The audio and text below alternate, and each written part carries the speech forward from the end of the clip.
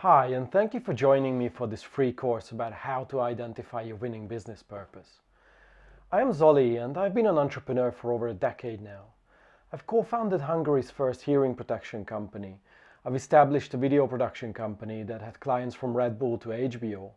And I've co-founded the UK's second escape room, which I grew into a multinational company with over 50 employees and 300,000 plus customers. During this incredible journey, I've learned that there's only one thing that sets successful businesses apart from not so successful ones: purpose. A purpose to create value for your customers. So I've set up Zolitopia to help other entrepreneurs like you to become purposeful entrepreneurs. And today I'm here to show you how you can find your winning business purpose that will help you make the right decisions when it comes to your products, your team, your customers, and your marketing. Great, without further ado, let's jump right into it.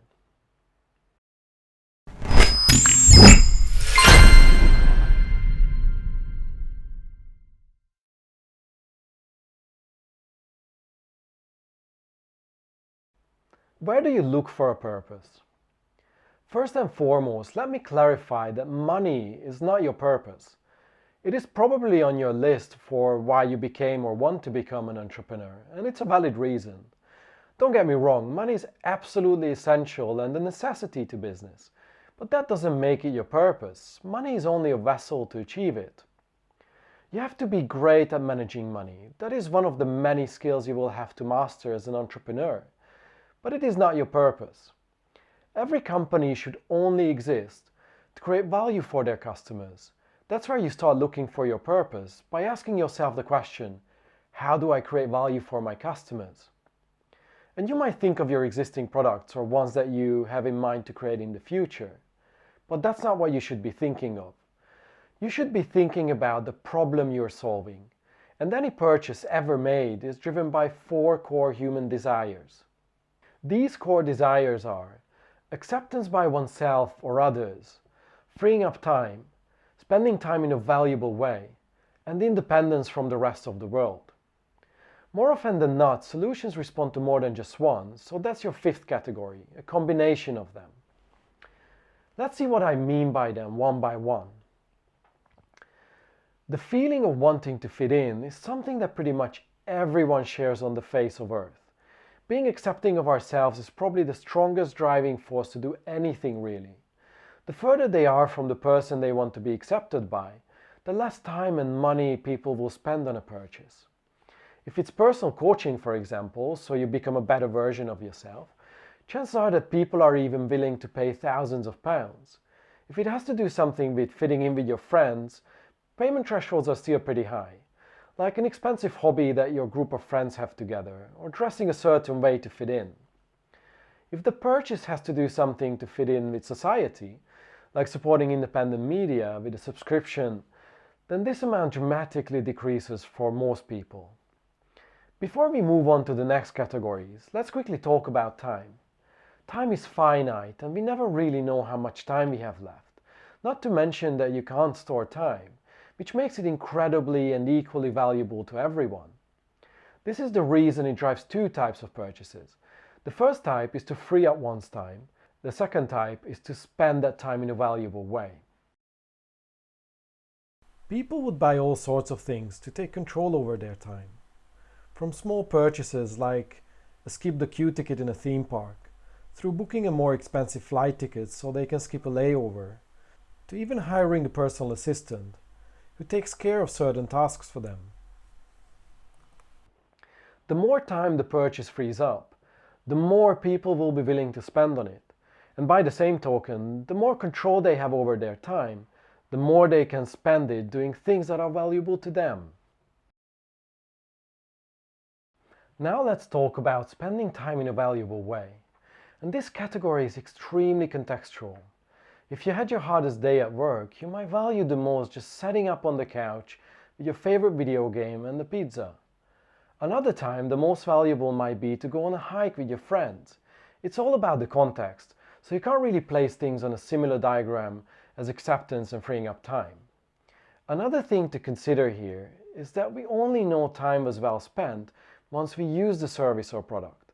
So the higher the price, the higher the stakes are for these purchases, and disappointment can be huge if the product or service doesn't deliver on the promise it's made. Although it will always come down to personal preferences, the rule of thumb is that the more memorable something is in the long run, the more people will be willing to spend on it, especially when that creates a long-lasting memorable experience that they've shared with others, who they want to be accepted by. Lastly, you have independence, which in this context means to be less dependent on the rest of the world.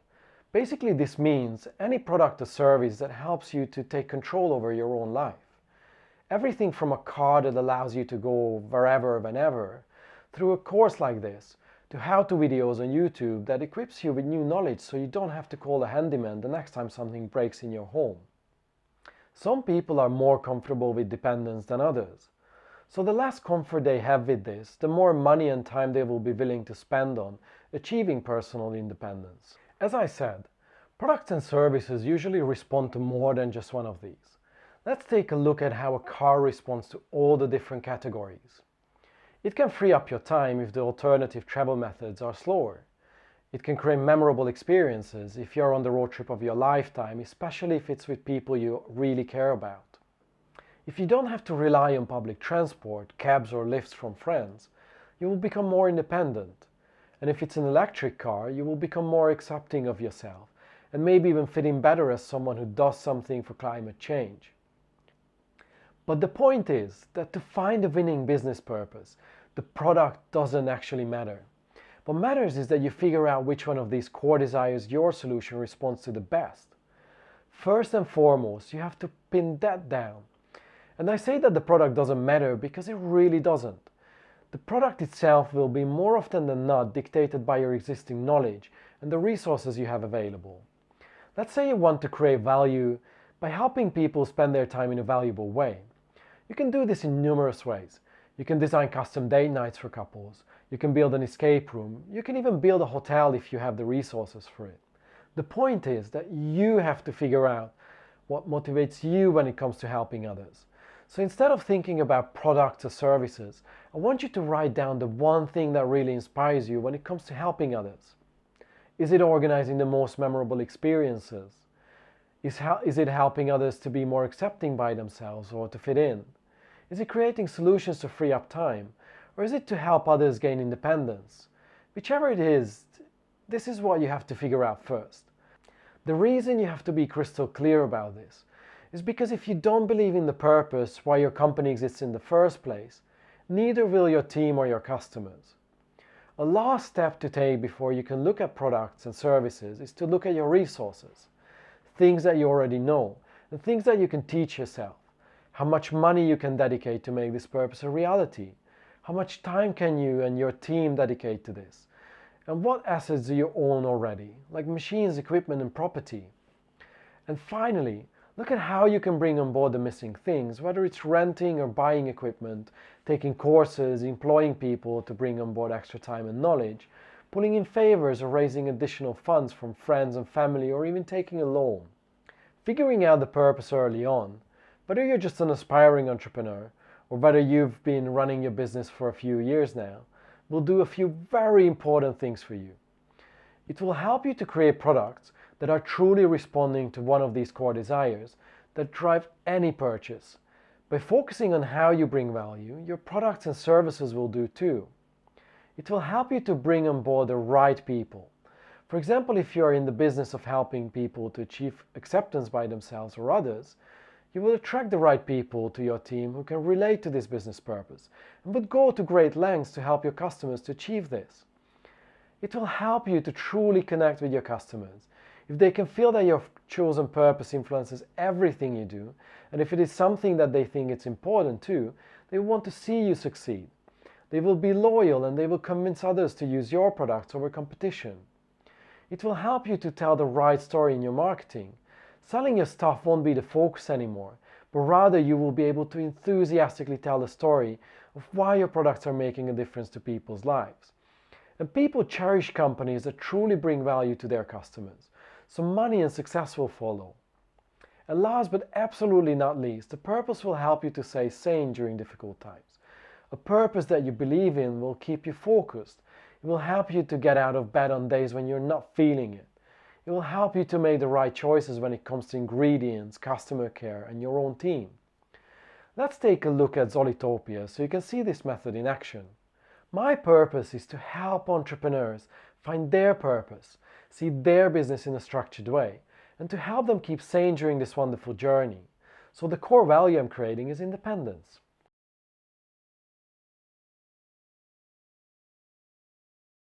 So why did I create a hub for entrepreneurs? I could have made an educational video game, I could have written a book, or I could have even established a business school. But I've created this hub with courses, blogs and videos because this is what I had the knowledge and resources for. I know how to write copy, how to record and edit videos, how to build a website, how to public speak, and how to run marketing campaigns, among other skills. I had most of the assets for it. I own a laptop, I had the camera equipment, and I have the access to a place to record my materials. And last but not least, this is what I had the money and time in place for. So as you can see, I didn't approach it from the product, I approached it from what value I want to create for you. And what do I have the resources for?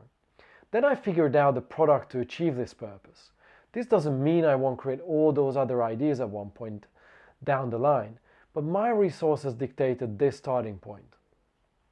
How does Zollitopia respond to all the other core desires?